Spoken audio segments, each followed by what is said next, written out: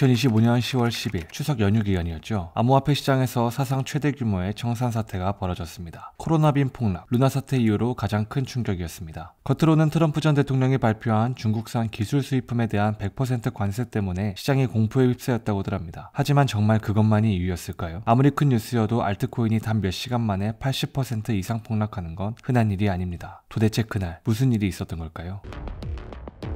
사건의 시작은 평범해 보였습니다. 10월 10일 밤 트럼프의 중국 기술 수입품 100% 관세 발표가 SNS를 뒤흔들었죠. 비트코인 가격은 12만 2천 달러에서 하락하기 시작했습니다. 꽤 큰 하락이긴 했지만 재앙이라 부를 정도는 아니었습니다. 정치적 불확실성이 시장을 흔드는 건 늘 있는 일이니까요. 트럼프 발표 이후 약 6천만 달러 규모의 코인 현물이 시장에 한꺼번에 쏟아졌습니다. 문제는 그게 단순한 매도가 아니라 대규모 청산의 방아쇠였다는 겁니다. 당시 시장 분위기는 좋았습니다. 10월은 원래 업토보라는 말이 나올 정도로 낙관적인 흐름이 이어지고 있었거든요. 많은 투자자들이 레버리지나 선물 포지션을 잡고 이번 상승장 진짜 시작됐다며 기대감에 들떠 있었습니다. 그런데 트럼프의 갑작스러운 발표가 있자 20분 만에 레버리지 투자자, 즉 빚을 내서 투자하고 있는 사람들의 자산이 1차 청산되기 시작합니다. 청산이라는 건 쉽게 말해 담보대출의 강제 회수와 같습니다. 은행에서 집을 담보로 돈을 빌렸다고 생각해보세요. 그런데 집값이 갑자기 폭락해서 담보 가치가 대출금보다 낮아지면 은행은 이건 위험하다며 집을 경매에 넘겨 돈을 회수하겠죠. 암호화폐 시장도 마찬가지입니다. 가격이 하락해 담보 가치가 일정 기준 아래로 내려가면 거래소는 기다리지 않고 자동으로 담보를 팔아버립니다. 다만 다른 점은 이 모든 과정이 사람의 개입 없이 알고리즘이 즉시 실행한다는 겁니다. 그런데 1차 청산이 진행되던 바로 이 시점 세계 최대 거래소인 바이낸스에서 이상현상이 포착됩니다. 세 가지 자산이 급격하게 무너졌는데요. 다소 특이하게 말이죠. 첫 번째 WBE더. 이건 이더리움을 예치하면 받는 증표 같은 자산입니다. 가격은 당연히 이더리움과 거의 같아야 합니다. 당시 이더리움은 약 3,800달러였지만 바이낸스에서는 WBE더 가격이 430달러까지 폭락했습니다. 무려 89% 폭락한 셈이죠. 두 번째, USDE. 1달러 가치를 유지하도록 설계된 에테나의 스테이블 코인입니다. 그런데 이 역시 바이낸스에서 0.65달러까지 떨어졌습니다. 다른 거래소에서는 멀쩡했지만 바이낸스에서만 급락했습니다. 세 번째, 비앤솔. 새 자산의 공통점은 하나였습니다. 많은 투자자들이 이 자산들을 담보로 레버리지나 선물 거래를 하고 있었다는 점. 이쯤에서 이런 의문이 생기죠. 담보 자산의 가치가 무너진 거야? 그럼 이거 테라 루나 사태처럼 시스템이 붕괴된 거 아니야? 정상적인 시장 패닉이라면 같은 자산이라면 어느 거래소에서나 비슷한 폭으로 하락해야 합니다. 그런데 이 자산들은 오직 바이낸스에서만 유독 극심한 하락을 보였죠. 에테나의 창립자도 이렇게 밝혔습니다. 사건 발생 당시에도 90억 달러 이상의 스테이블 담보가 즉시 상환 가능한 상태로 남아있었다. 즉 담보 자산 자체는 문제가 없었다는 뜻입니다. 그러니까 바이낸스에서 기이하게 시작된 가치 붕괴 현상이 다른 거래소, 다른 코인으로 도미노처럼 퍼져나간 것처럼 보입니다. 그 결과 단 하루 만에 총 190억 달러가 사라지며 암호화폐 역사상 최대 규모의 청산 사태가 벌어졌습니다. 도대체 어떻게 이런 일이 가능했던 걸까요?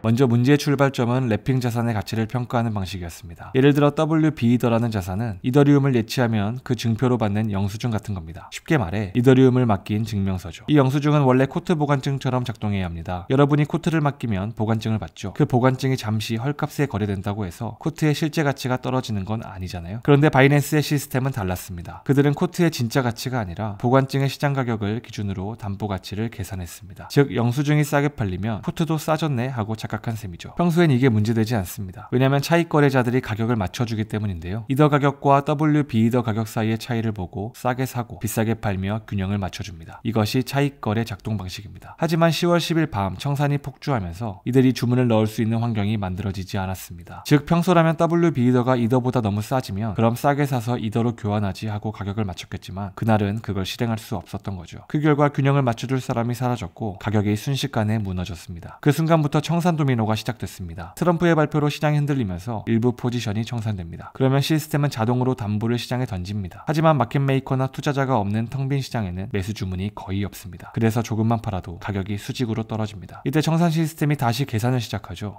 WBE더 가격이 89%나 떨어졌네. 그럼 모든 사람의 담보 가치도 89% 줄었겠군. 이렇게 잘못된 계산이 적용되면 다른 투자자들의 담보도 순식간에 부족해집니다. 그럼 또 청산이 일어나고 그 청산이 다시 가격을 낮추며 다음 청산을 부르는 악순환이 반복됩니다. 결국 이 자동 시스템은 시장을 보호하기 위한 안전장치가 아니라 위기를 더 키우는 폭탄이 되어버렸습니다. 가격과 가치의 차이를 구분하지 못한 작은 오류 하나가 수많은 투자자의 자산을 앗아간 겁니다. 바이낸스는 24시간 만에 대책을 발표했습니다. 앞으로는 WBE더 같은 랩핑 자산의 가치를 시장 거래가 아닌 실제 예치된 이더리움의 전환 비율 기준으로 평가하겠다는 내용이었죠. 하지만 이미 시장은 한참 무너진 뒤였습니다.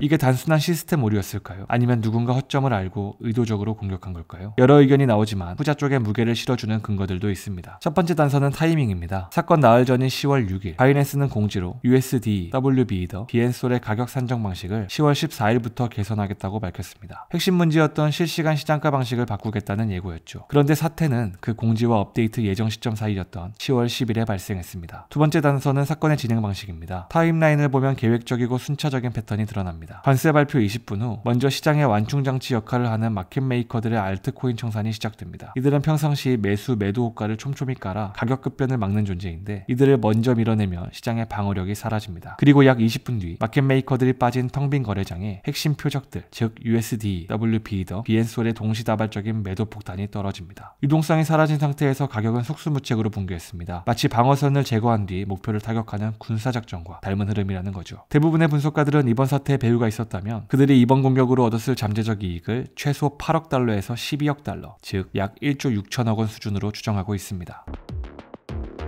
이 모든 구조적 결함과 혼란을 가능하게 만든 마지막 퍼즐 조각이 있습니다. 바로 오라클입니다. 이전 체인링크 영상에서도 이야기했듯 암호화폐 세계에서 오라클은 외부의 가격 정보를 블록체인 시스템 안으로 가져오는 정보원 역할을 합니다. 청산 시스템은 이 오라클이 전달하는 데이터를 절대적인 진실로 믿고 모든 계산을 진행하죠. 그런데 10월 10일 이 오라클이 치명적인 결함을 드러냈습니다. 바이낸스라는 단 하나의 거래소 가격에 그리고 너무 실시간으로 반응하도록 설계되어 있었던 겁니다. 당시 약 6천만 달러, 하나로 약 810억 원 규모의 USD가 한꺼번에 바이낸스 시장에 쏟아지며 가격이 순식간에 급락했습니다. 그런데 오라클은 이 일시적 왜곡을 그대로 받아들였죠. USD 가격이 0.65달러까지 폭락했습니다. 오라클은 이 데이터를 사실로 인식해 시스템 전체에 그대로 전달했습니다. 문제는 그 다음이었습니다. 청산 시스템이 이 잘못된 신호를 진짜 시장 가격으로 믿고 작동한 겁니다. 쉽게 말해 은행이 담보로 잡고 있던 부동산의 시세가 잠깐의 오류로 10분의 1로 떨어졌다고 착각한 뒤 대출자들의 집을 전부 강제 경매에 넘긴 셈이죠. 그 결과 193억 달러, 하나로 약 26조 원 규모의 자산이 순식간에